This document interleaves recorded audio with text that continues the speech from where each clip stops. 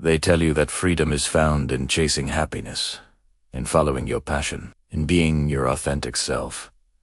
They sell you self-help books filled with platitudes about positive thinking and manifesting your dreams. But this is the soft-light, comforting illusion sold to a consumer society. The brutal truth is that true freedom isn't found in comfort or in chasing fleeting emotions. It is forged in confrontation, in facing the hardest lessons about yourself and the world you inhabit. This is not a journey for the weak. It is a path to mental and emotional invincibility. The first step to true freedom is to understand its paradox. You must first master yourself, your emotions, and your desires before you can ever be truly free. The naive believe freedom is the absence of chains. The wise know it is the strategic control of them. You are not a free being until you can willingly choose discomfort, until you can stare into the abyss of your own weaknesses and not flinch. This is the Machiavellian secret to mental liberation. To conquer yourself before you can conquer the world. Consider the story of the ancient Spartan warrior. They were not free in the modern sense. Their lives were disciplined, harsh, and brutal from birth. They were subjected to cold, hunger, and constant physical challenge. But paradoxically, they were mentally indomitable. They had mastered the art of non-reaction to pain and hardship. While their adversaries were paralyzed by fear, the Spartans were free to act, to think, and to move strategically, because their minds were not slaves to their bodies' desires. Their freedom was not a gift. It was a weapon forged in suffering. You are told to hold on to what you love, to cherish every moment.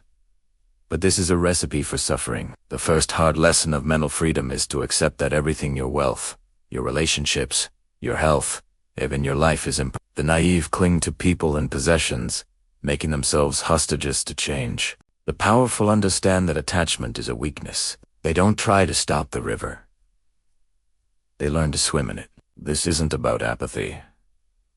It's about strategic detachment. You must be able to love deeply, but be prepared to lose everything without your soul shattering. You are taught to plan meticulously, to control every variable, to micromanage your life into a perfect outcome. But reality is a chaotic force that laughs at your plans. The second hard lesson is to embrace the chaos and surrender the illusion of control. The naive are paralyzed by things they cannot change.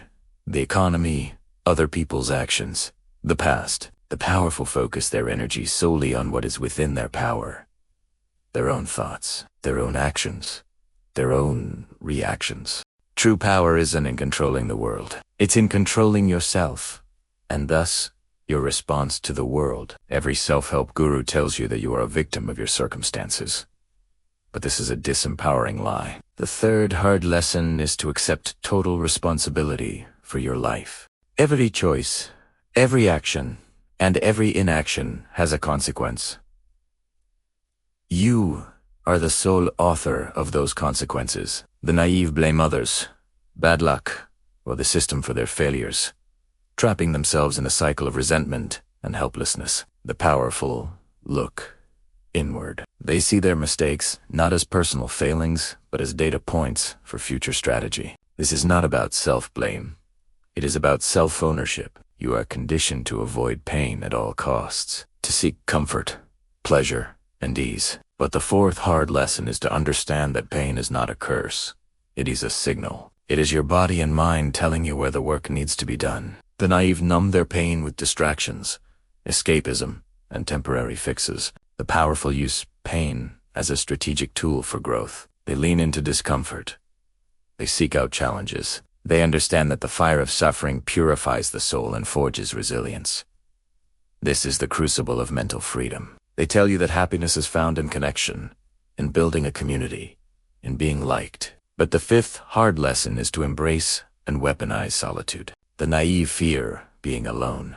They constantly seek validation and noise to fill the void. This makes them vulnerable to manipulation and social pressure. The powerful use solitude as a laboratory for self-reflection and strategic planning. It is in the silence that you can hear your own thoughts, untainted by the opinions of others. It is where you refine your principles and plot your next move, free from distraction. The ultimate lie is that you are a helpless victim in a world you cannot change. The ultimate truth is that your mind is the only battlefield that matters. The 7 hard lessons are not about becoming a better person. They are about becoming a more powerful one.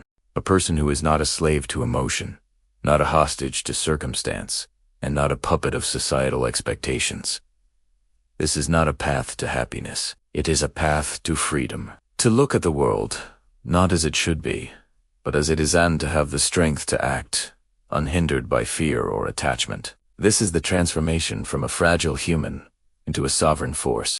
The question is not whether you are willing to embrace these truths, but whether you have the courage. The path to freedom is paved with discomfort. Will you choose the soft lie, or will you confront the brutal reality? This is a choice you must make alone. If this video has unsettled you, good. That means the truth is getting through. Do not subscribe if you want more platitudes. Subscribe if you want to be challenged, and watch this next video, which dives deeper into the art of strategic